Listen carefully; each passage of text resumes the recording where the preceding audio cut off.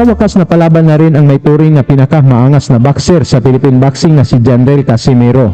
Umabot ng 9 na buwan ang paghihintay ng mga fans ni Cuadro Alas matapos ang kanyang huling laban na nagtabla kontra sa Hapon na si Yukinori Oguni na naganap sa Japan.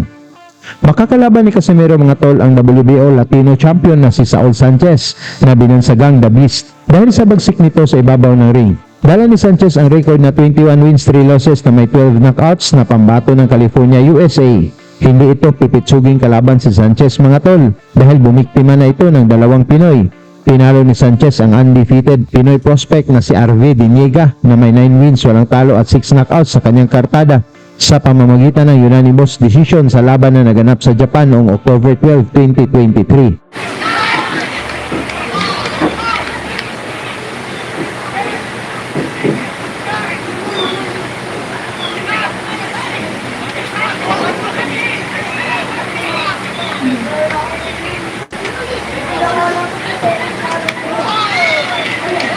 Sa huling laban ay tinalo ni Sanchez ang hard puncher na Pinoy na si King Arthur Villanueva sa pamamagitan ng unanimous decision ngayon lang July 17, 2024 sa laban na naganap sa Overtime Elite Arena sa Atlanta, USA.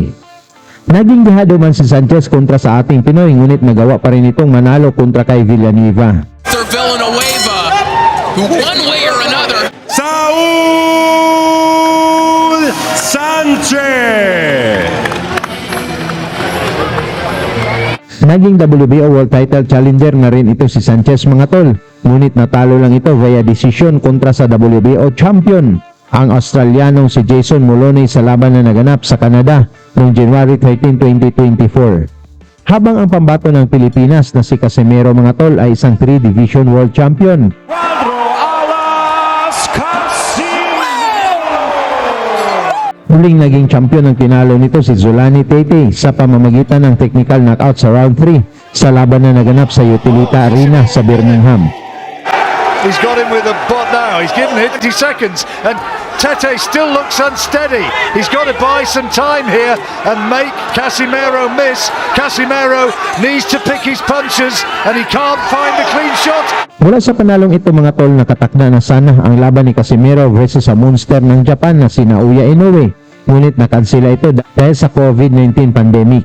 At mula dito umiwas na si Inoue at si Lolo Bob Arum. Upang hindi masayang ang pagtraining ni Casimero sa Amerika, itinapat nila ito sa isang kilabot na knockout artist ng Africa na si Doc Maika na may 24 wins, walang talo, may 19 knockouts, binansagang babyface Terminator dahil sa lakas nito at tulis ng mga suntok. Sa laban nila naging underdog man itong si Maika, pero hindi pwede magkumpiyansa dito si Cuadro Alas dahil may 75% knockout rate ito, kung saan meron itong 166 wins at 6 losses lamang sa amateur at isang Olympic boxer.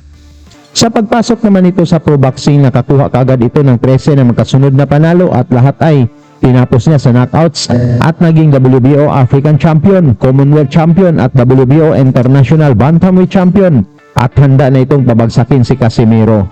I always dream to be a world champion. So people will expect, people will see a good boxing, and I think I will give good performance, and I'm gonna bring the title back home to Ghana. Ayon naman kay Casimero mga tol, hindi takot kundi galit ang kanyang naramdaman kay Maika at ito ang sasalo sa kanyang galit kay Naoya Inoue at Bob Arum. Lahat naman talaga mga kalaban ko magagaling, undefeated, walang talo. Kaya sanay na ako sa mga undefeated. Ako dito sa Las Vegas mag 8 months, 9 months na ba o muntik na magiging isang taon. Ano na yun. Kaya si Maika talaga yung yung masasalo niya lahat yung galit at saka inis. Ang Pinoy na si Casimero mga tol ay may 29 wins, 4 losses at 20 knockouts at ang Africa na si Maika naman ay may 24 wins, walang talo at 19 knockouts. Dito ay depensahan ni Casimero ang WBO Bantamweight title na naganap sa Mohegan Sun Casino sa Ancasville, USA. Yung kalaban ko yan, pag matamaan ko yan, putol ulo yan. Sa round 1 mga tol, sinalubong na kaagad ni Maika ng mga solidong suntok si Casimero ngunit parang baliwala lang ito ni Cuadro Alas.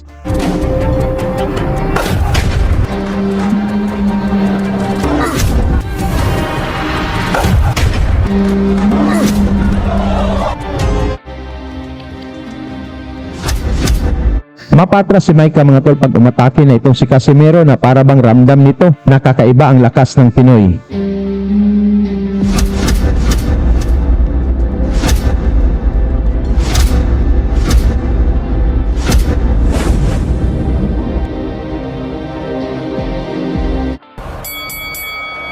Naging mainit ang palitan ng mga malalakas na suntok dito sa round 2 mga tol na para bang wala na silang planong patagalin pa ang laban.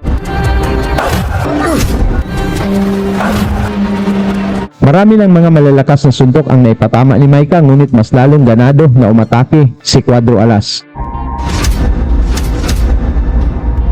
Sa puntong ito mga tol medyo hindi na alam ni Micah paano depensahan ang mga pinakawalang suntok ni Casimero. Kaya napaatras na lang ito pag umatake na si Cuadro Alas.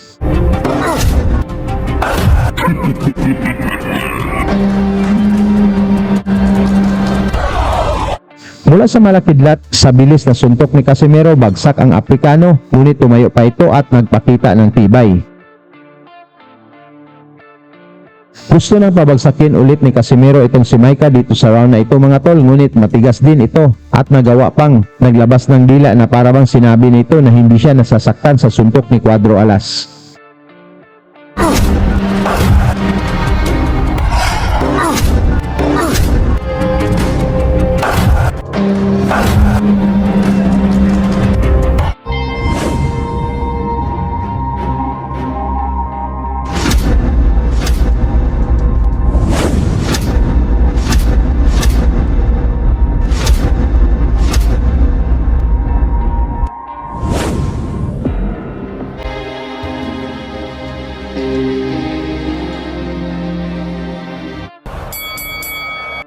Sa ikatlong round mga tol dito na winakasan ni Casimero itong matigas na Aprikano.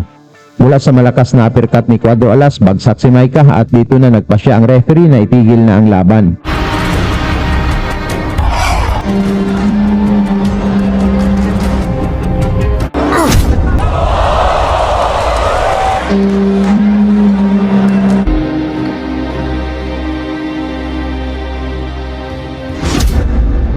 Nakuha ni Casimero mga tol ang TKO na panalo sa round 3 at nadepensahan ang titulo. Suportahan na lang natin si Casimero mga tol sa laban nito kontra kay Saul Sanchez na gaganapin sa Japan ngayong Oktubre. Lagi niyong sundan, huwag magpapahuli. Pag-usapan ni bakbakan, balita niya at laban. Mga Pinoy na di nagpapagapi. Salamat sa mga suporta na lagi nandyan.